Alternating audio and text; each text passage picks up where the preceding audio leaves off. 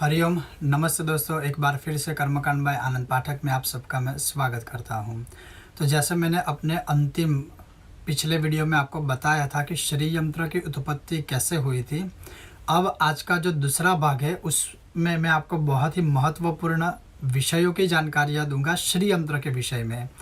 जैसे कि श्री यंत्र की प्राण प्रतिष्ठा कैसे होती है, श्री यंत्र के कितने प्रकार हैं, मुख्य रूप से श्री यंत्र किस धातु से निर्मित होना चाहिए यानी बना होना चाहिए और उसका क्या फल होता है। साथ ही साथ श्री यंत्र के विषय में जैसे श्री यंत्र का वजन कितना होना चाहिए, किस मुहूर्त में श्री यंत्र बनवाना चाहिए या बनाना चाहिए, या फिर घर में या ऑफिस में कैसा श्री यंत्र रखना चाहिए या होना चाहिए। तो इन महत्वपूर्ण सवालों का सभी प्रकार से शास्त्रोक्त प्रमाणों के साथ मैं आपको आज उत्तर देने वाला हूं। साथ ही मैं आपको बताऊंगा कि श्री यंत्र की प्रतिष्ठा कैसे होती है। तो आइए शुरू करते हैं हमारा आज का मुख्य विषय। किंतु वीडियो की शुरुआत से पहले आप सबको मैं प्रार्थना करूंगा कि अगर अभी तक आपने मेरे चैनल को सब्सक्राइब नहीं किया है तो बिना भूले मेरे चैनल को सब्सक्राइब करें। तो सर्वप्रथम आपको मैं बताने जा रहा हूँ कि श्री यंत्र का महात्म्य क्या है। तो उसका जो प्रमाण है वो है यत्र नास्ति न च तत्र मोक्षो, यत्रास्ति मोक्षो न च तत्र भोगः, श्री सुंदरी सेवन तत्पराणम भोगश्च मोक्षश्च करस्थ एव। इसका अर्थ ये होता है कि जहाँ पर भोग होता है वहाँ पर योग नहीं होता, मोक्ष नहीं होता। जहाँ पर मोक्ष होता है या फिर योग होता है वहाँ पर भोग नहीं होता। यानी जो सुखी संपन्न है या फिर जो पैसे वाले लोग हैं, अगर एक सिंपल लैंग्वेज में आपको मैं थोड़ा एक्सप्लेन करूँ तो कि जिसके पास बहुत सारा धन होता है उसके पास उसको यूज़ करने का अच्छा सुलभ मन नहीं होता, या फिर वहाँ पर धन तो बहुत है, भोग तो बहुत है, लेकिन भक्ति रूपी योग नहीं है। या फिर जहाँ पर योग है यानी जहाँ पर वैदिक परंपरा है, या फिर जहाँ पर पैसा कम है लेकिन भक्ति ज़्यादा है, तो वहाँ पर योग है लेकिन भोग नहीं है। किंतु ऐसा कहा है कि एकमात्र एक ऐसा श्री यंत्र है, केवल एक श्री यंत्र है जो हमें भोग भी देता है, मोक्ष भी देता है और योग भी देता है, यानी यौगिक सुख भी देता है, मोक्ष को भी प्राप्त कराता है और भौतिक सुख भी देता है, यानी सर्व समर्थ देने में जो सामर्थ्य है वो है श्री यंत्र। श्री यंत्र को श्री विद्या भी कहा जाता है, या श्री यंत्र में ही श्री विद्या का एक तात्पर्य रूप से उपासना का सामर्थ्य भी बताया हुआ है। श्री यंत्र क्या है? यानी श्री कामः सततम जपेत, यानी श्री की कामना के लिए जिसकी निरंतर आराधना किया जाए वो है श्री यंत्र। दूसरा प्रमाण है तीर्थ स्नान सहस्त्र कोटि फलदम श्री चक्रपादोदकम, अर्थात श्री यंत्र के चरणोदक को अगर ग्रहण किया जाए या श्री यंत्र की चरण सेवा की जाए तो 1000 तीर्थों में स्नान करने का हमें पुण्यफल प्राप्त होता है, ऐसा हमारा शास्त्रों ने कहा है। अन्य भी महात्म्य सुनिए कि श्री यंत्र कितना शक्तिशाली है। महाषोडश दानानि कृत्वा यल्लभते फलम तत्फलम समवाप्नोति कृत्वा श्रीचक्रदर्शनम सार्धत्रिकोटितीर्थेषु स्नात्वा यत्फलमश्नुते लभते तत्फलं भक्त्या कृत्वा श्रीचक्रदर्शनम। अब श्री चक्र का मतलब श्री यंत्र ही होता है। श्री यंत्र को कई अन्य नामों से भी कहा जाता है, पुकारा जाता है, जो विद्याओं के अनुसार है। जैसे श्री चक्र है, श्री विद्या भी उसमें शामिल है, श्री यंत्र है, लक्ष्मी साधना है, उस प्रकार से। या फिर यंत्र राज कहते हैं, महायंत्र राज कहते हैं, तो इसके अलग अलग नाम है। तो यहाँ पर वही श्री चक्र को कहा है। तो जो मैंने आपको महात्म्य बताया उसका जो संस्कृत में मैंने आपको श्लोक सुनाए उसका जो महात्म्य है वो है कि महान 16 दान करने का पुण्य मिलता है केवल श्री यंत्र के दर्शन मात्र से। यानी सोचिए कि अगर आपके पास सही और सच्चा शास्त्रोक्त श्री यंत्र है तो अगर आप उसके दर्शन करते हो तो सिर्फ दर्शन मात्र से ही आपको 16 महान दानों का फल प्राप्त होता है। कई तीर्थों में स्नान करने का फल प्राप्त होता है अगर हम श्री यंत्र का प्रतिदिन दर्शन करते हैं। यानी श्री यंत्र का दर्शन करने से कई तीर्थों में स्नान करने का भी फल हमें प्राप्त होता है। ब्रह्मांड पुराण में यहाँ तक लिखा हुआ है कि श्री यंत्र सिर्फ जहाँ होता है सिर्फ वहाँ ही नहीं, लेकिन वहाँ आसपास के लोगों को भी यह फल देता है। घर के आसपास के वृक्षों पशुओं को भी चमत्कारिक इसका फल प्राप्त होता है। यह ब्रह्मांड पुराण में लिखा हुआ है। इसके अलावा जैसे मैंने अपने पिछले वीडियो में बताया था, जो श्री यंत्र की कथा की उत्पत्ति हुई उस विषय में जो मैंने अभी वीडियो बनाया था, जो अपना अंतिम वीडियो था, जो पिछला वीडियो था, उसमें कहा था कि मैंने ये सब जो संशोधन किया है उसमें कम से कम मैंने 136 से 37 ग्रंथों का सहारा लिया था। तो उसमें से मैं यहाँ पर कुछ जो महान ग्रंथ है जिसमें से मैंने खुद कुछ प्रमाण एकत्रित किए हैं, वो ग्रंथ है ब्रह्मांड पुराण है, लक्ष्म्योपनिषद है, सौभाग्य लक्ष्म्योपनिषद है, तंत्र राजतंत्र है, श्री विद्या रत्नाकर है, दक्षिणामूर्ति है, श्री विद्या रहस्य संहिता है, काम कला विलास है, त्रिपुरोपनिषद है, ललिता सहस्त्र है और ऋग्वेद आदि के अन्य कई ग्रंथों में श्री यंत्र के विषय में महान प्रमाण मिलते हैं और वो भी सार्थ। साथ ही साथ कहा है कि सर्वार्थ साधनम सर्व रोगतो हरमेव च, यानी सभी कार्यों को सिद्ध करने वाला और सभी प्रकार के रोगों से मुक्त करने वाला उत्तम है यह श्री यंत्र। और दर्शन भी, यानी श्री यंत्र के दर्शन मात्र से भी हमारे सभी कार्य सफल होते हैं और रोगों में से हमें मुक्ति प्राप्त होती है। अब महत्वपूर्ण प्रश्न है कि श्री यंत्र किस धातु से बना होना चाहिए।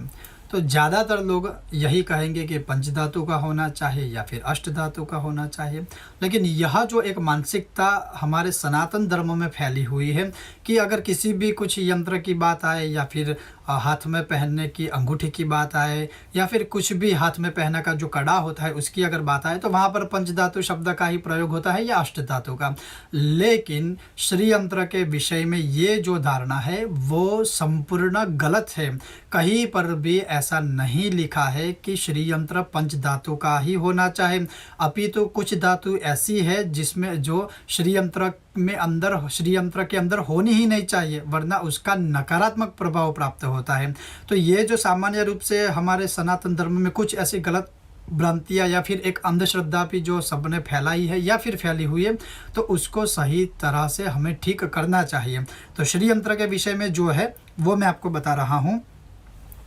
सबसे बड़ा प्रमाण है तंत्र राजतंत्र के चतुर्थ पटल के 53 श्लोक से लेकर 58 श्लोकों तक में यह संपूर्ण श्री यंत्र का प्रमाण बताया हुआ है। फिर से मैं दोहरा रहा हूँ कि तंत्रराज नामक ग्रंथ उसका चतुर्थ पटल और 53 श्लोक से लेकर 58 श्लोकों तक उसका संपूर्ण महात्म्य बताया हुआ है, लिखित में है। रत्ने हैमनि रूप्ये च ताम्रे द्रद्रशि चक्रमद, अर्थात सोने से बना हुआ श्री यंत्र, चांदी से बना हुआ श्री यंत्र या ताम्र से बना हुआ श्री यंत्र ही श्रेष्ठ है। सोना, चांदी या फिर ताम्र से बना यानी तांबे से बना ही श्री यंत्र श्रेष्ठ है। दूसरा प्रमाण है कृत्वा श्री चक्र निर्माणम स्थापयेद पूजयेदपि लक्ष्मी कांति यशः पुत्र धनारोग्यादि सिद्धये। ऐसा श्री यंत्र होने से, श्री यंत्र की स्थापना और सविधि पूजा करने से लक्ष्मी, कांति, सामाजिक यश, सुख, पुत्र पौत्रादि प्राप्ति, आरोग्य आदि सभी प्रकार की सिद्धियां प्राप्त होती है।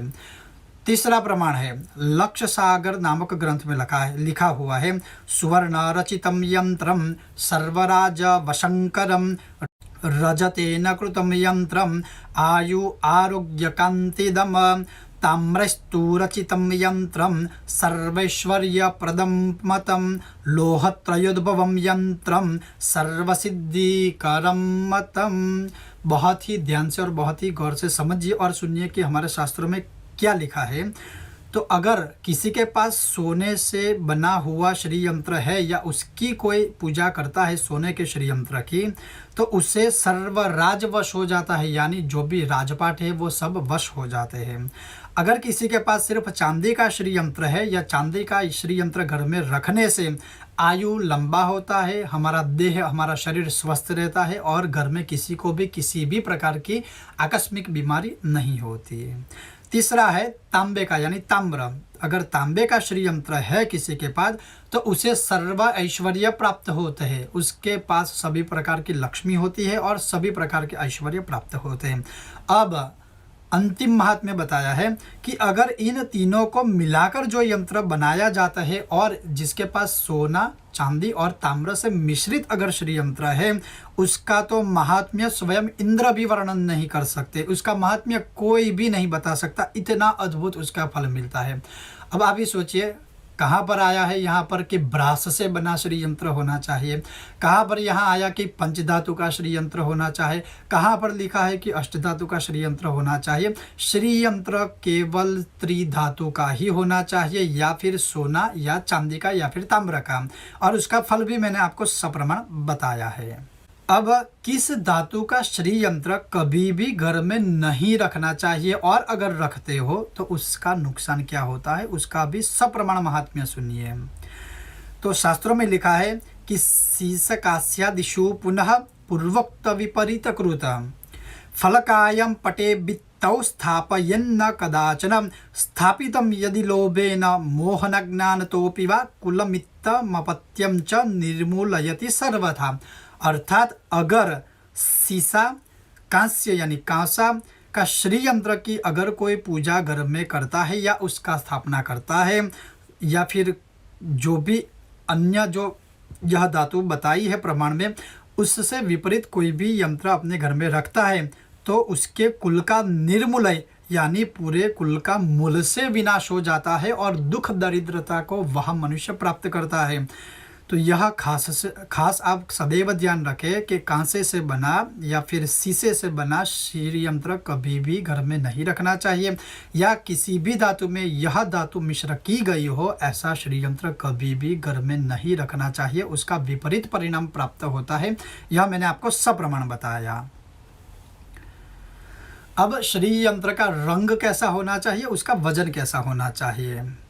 तो श्री यंत्र का रंग पीत यानी थोड़ा सा पीला होना चाहिए या फिर अन्य कलर भी हो सकता है, जैसे ताम्रवर्णी भी होता है तो चलता है। साथ ही लिखा है कि उसका वजन कम से कम 200 ग्राम, यानी अगर आप घर में श्री यंत्र रखते हो तो कम से कम 200 ग्राम तक का ही रखिए ताकि उसका जो परिणाम है वो आपको शीघ्र और अच्छा फल प्राप्त हो सके। और ये भी लिखा है कि जितना श्री यंत्र बड़ा उतना ही फल आपको अधिक प्राप्त होता है और शीघ्र प्राप्त होता है।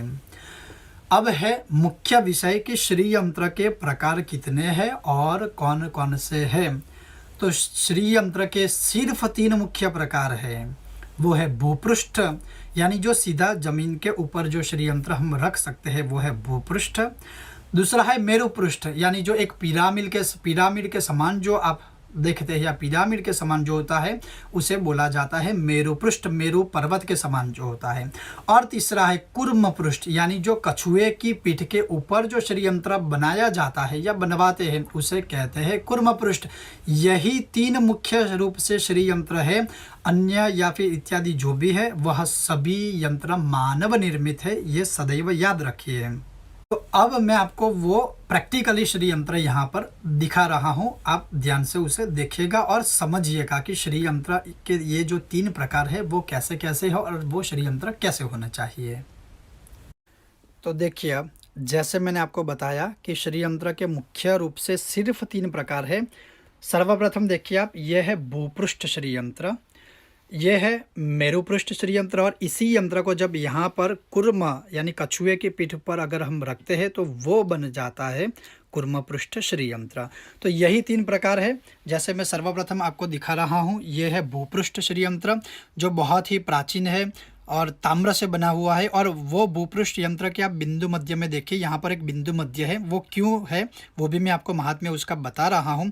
और साथ ही देखिए जब आपके पास यह भूपृष्ठ श्री यंत्र होता है तो उस संपूर्ण श्री यंत्र के ऊपर एक एक मंत्र, एक एक बीज मंत्र या जितने भी अणिमादि जो सिद्धियाँ हैं, जितने भी दिशाएं हैं उनके स्वामी हैं, उसका जो मूल मंत्र है वो भी यहाँ पर अंकित किया हुआ है। और साथ ही साथ जो श्री यंत्र के देवता हैं वह सभी देवताओं का वर्णन इस भूपृष्ठ श्री यंत्र में अंकित यहाँ पर किया जाता है।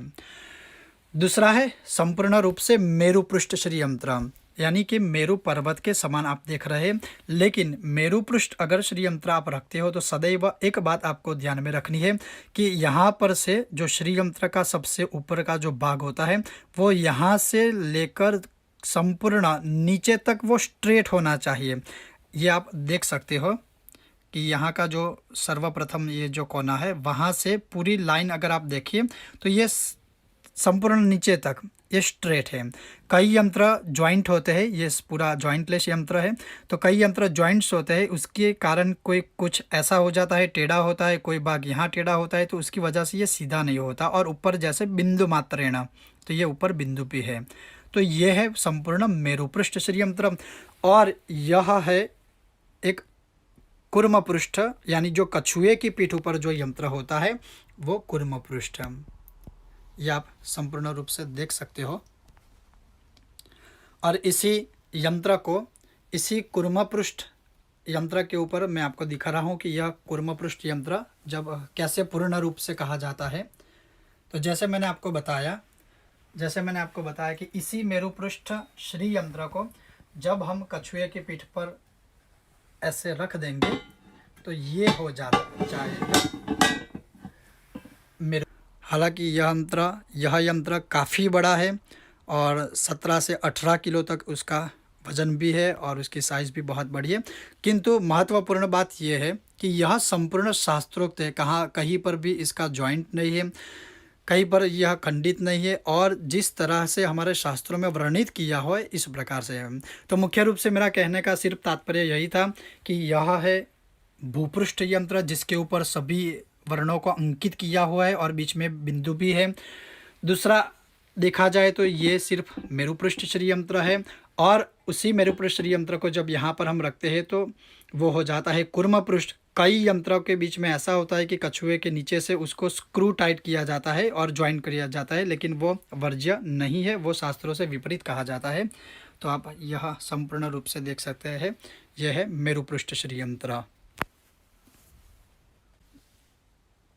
तो दोस्तों श्री यंत्र कैसा बना होना चाहिए, और जो बिंदु की मैं यहाँ पर आपसे बात कर रहा हूँ वो क्यों है। जैसे यहाँ पर भी आप देख सकते हो भूपृष्ठ यंत्र में भी बिंदु है, यहाँ पर कूर्म पृष्ठ में भी है और मेरुपृष्ठ में भी है।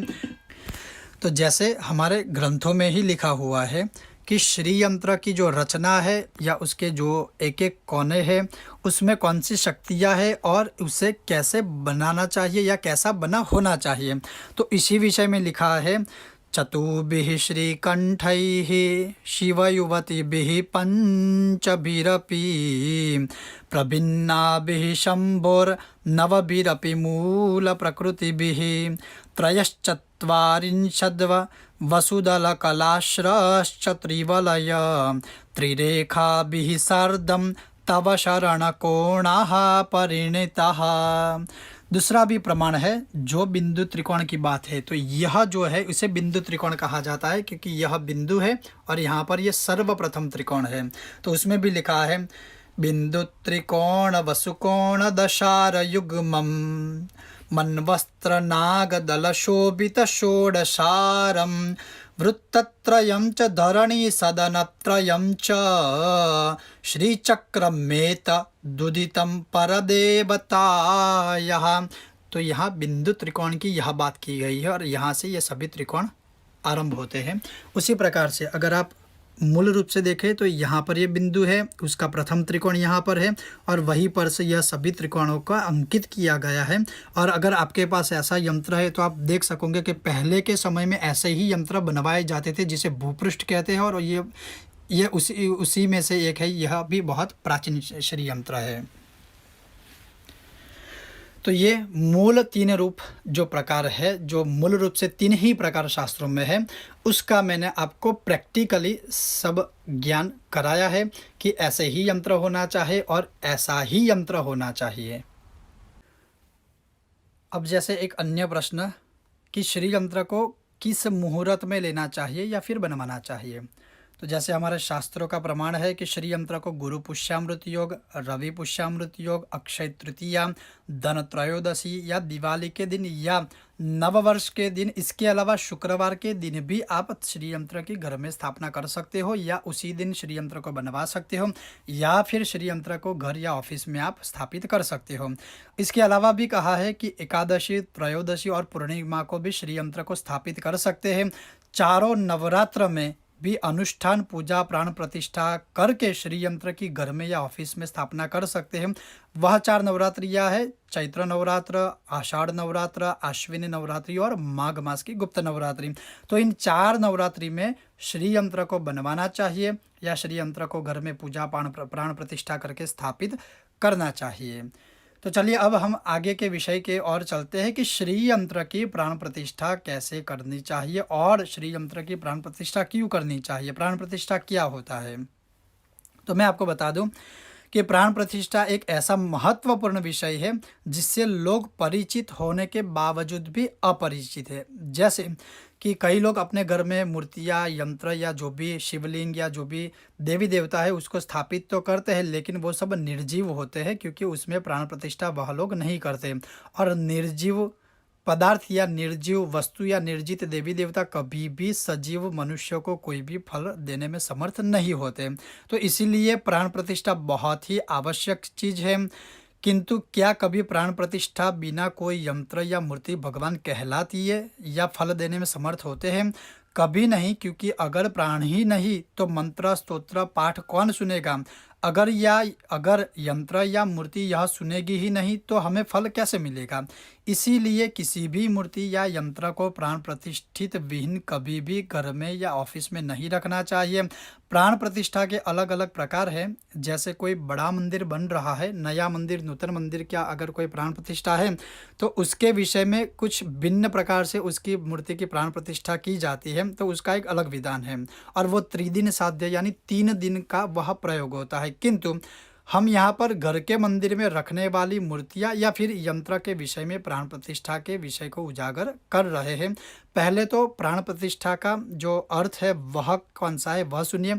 जैसे हमारे शरीर में प्राण है वैसे ही प्राण यंत्र या मूर्ति में हम स्थापित करें, और जैसे हमारे शरीर में सभी इंद्रियां है वैसे ही देवी देवता या यंत्र में इंद्रियां स्थापित हो, उसे ही हम प्राण प्रतिष्ठा कहते हैं।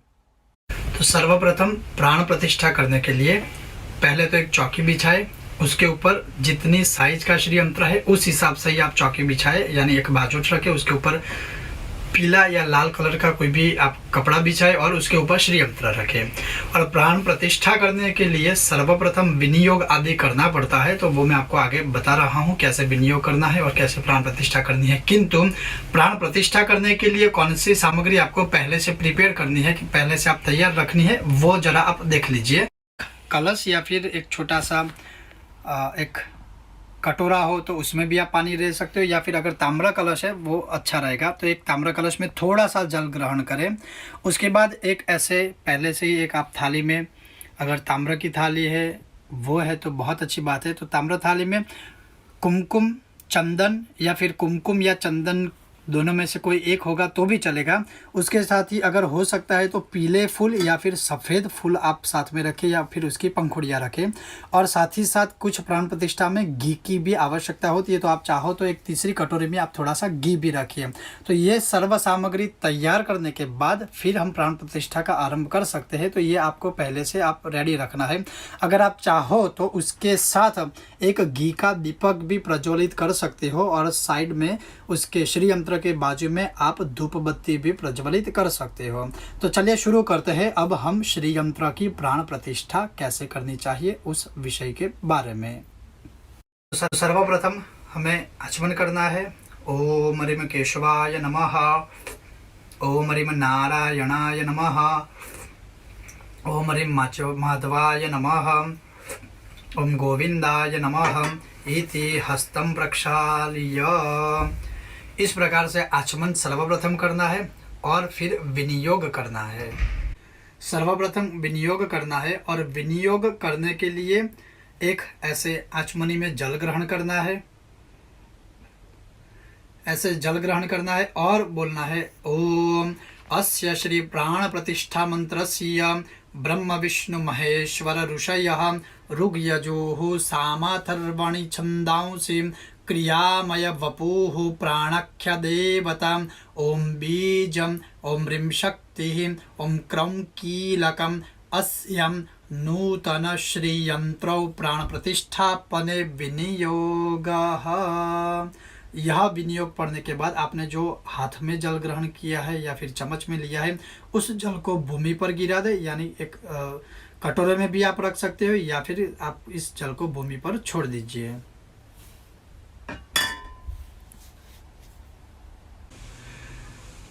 तो प्राण प्रतिष्ठा करने के लिए सर्वप्रथम अपना बायां हाथ अपने हृदय के ऊपर रखें और जो दायां हाथ है ऐसे श्री यंत्र के ऊपर रखें और जो निम्न मंत्र है उस मंत्रों का उच्चारण करना है।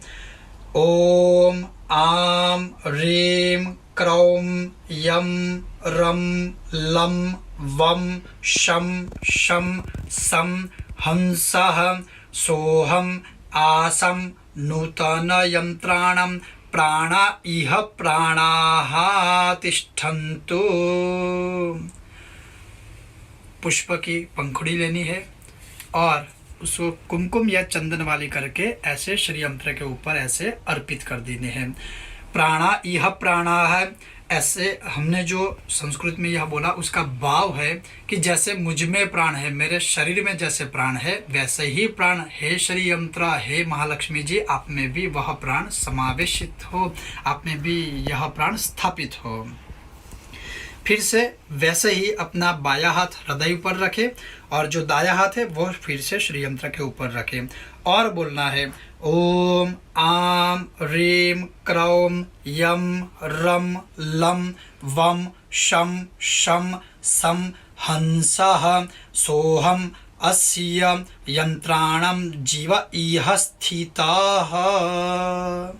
यानी हम भाव कर रहे हैं यहाँ पर कि जैसे मेरे शरीर में जीव है, मैं सजीव हूँ, वैसे ही हे यंत्र राजश्री यंत्र, हे महालक्ष्मी जी, आप में भी वह जीव प्रकट हो और आप में भी वह सजीवनता जागृत हो, ऐसा मेरा भाव है।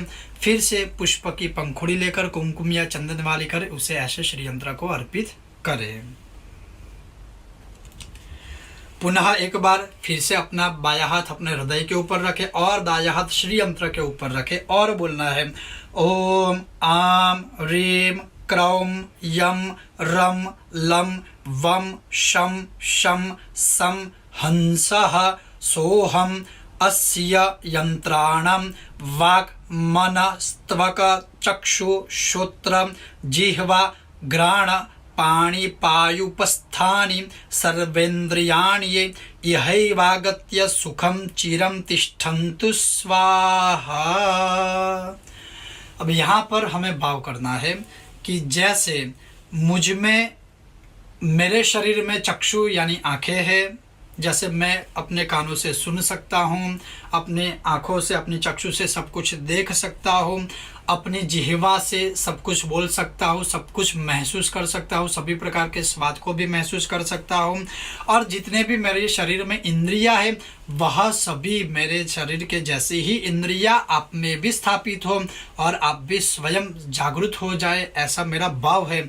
फिर से एक पुष्प लेकर कुमकुम या चंदन वाला कर या फिर आप चाहो तो घी का भी प्रयोग कर सकते हो और ऐसे ही श्री यंत्र के ऊपर उसे अर्पित करना है। इस प्रकार से यह संपूर्ण मंत्रोच्चार हो जाने के बाद हाथ में फिर से पुष्प पकड़ना है और बोलना है सुप्रतिष्ठितो वरदो भवत, या फिर आप ऐसा भी बोल सकते हो सुप्रतिष्ठितो भवत या फिर भवम, ऐसा बोलकर श्री यंत्र के ऊपर ऐसे पुष्प पंखुड़िया या फिर पुष्प को समर्पित कर दो और वहीं से यह श्री यंत्र अब प्राण प्रतिष्ठा युक्त हो गया है।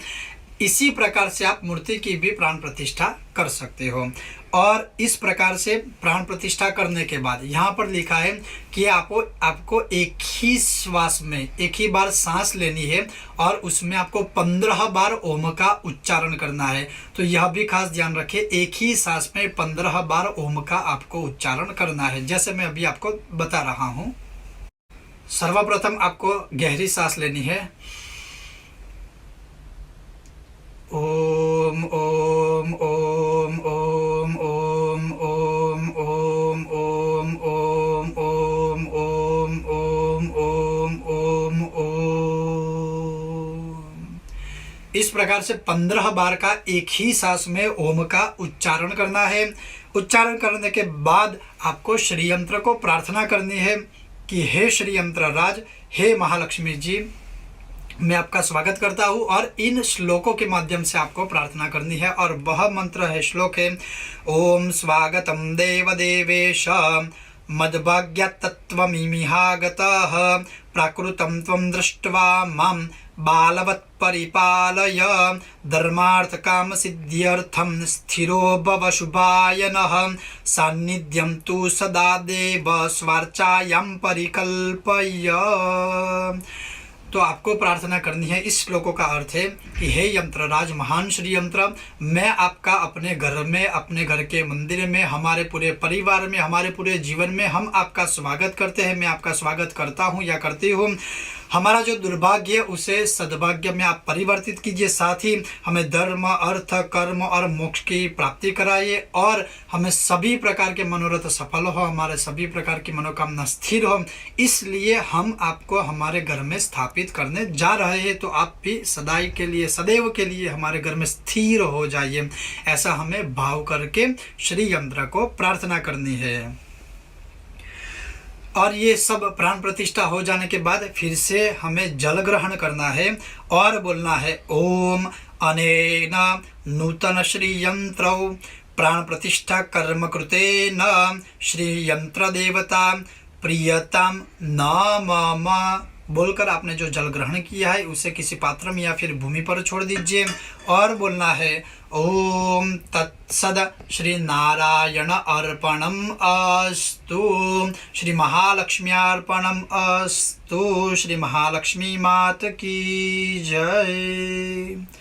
तो दोस्तों, आपने देखा कि श्री यंत्र की प्राण प्रतिष्ठा कैसे करनी चाहिए। अब प्राण प्रतिष्ठा हो जाने के बाद, जैसे श्री यंत्र की उत्पत्ति की कथा में बृहस्पति जी ने बताया था कि श्री यंत्र की षोडशोपचार पूजा होनी ही चाहिए। तो अब यहाँ तक हम दूसरे भाग में, आज यहाँ प्राण प्रतिष्ठा तक हम यह वीडियो समाप्त करते हैं। अगले आने वाले वीडियो में मैं आपको बताऊंगा कि श्री यंत्र की षोडशोपचार पूजा कैसे की जाती है और उसके पश्चात हम उसे घर में कैसे स्थापित कर सकते हैं। तो आने वाले वीडियो को देखने के लिए, और अगर आपने यह वीडियो मेरा देखा है, आपको पसंद आया है, तो बिना भूले मेरे वीडियो को लाइक करें, ज़्यादा से ज़्यादा शेयर करें, सब तक यह वीडियो साझा करें, ताकि आप सब भी अपने आप ही अपने घर में श्री यंत्र की प्राण प्रतिष्ठा कर सकते हो और सही श्री यंत्र को आप प्राप्त कर सकें। और आने वाले वीडियो को देखने के लिए अगर मेरे चैनल को अभी तक आपने सब्सक्राइब नहीं किया है तो कृपया करके अभी ही बिना भूले मेरे चैनल को सब्सक्राइब करें, साथ ही घंटी का आइकॉन दबाएं ताकि मेरे हर आने वाले वीडियो की अपडेट्स आपको प्राप्त हो सके। आप सबका बहुत बहुत धन्यवाद। जय श्री कृष्ण।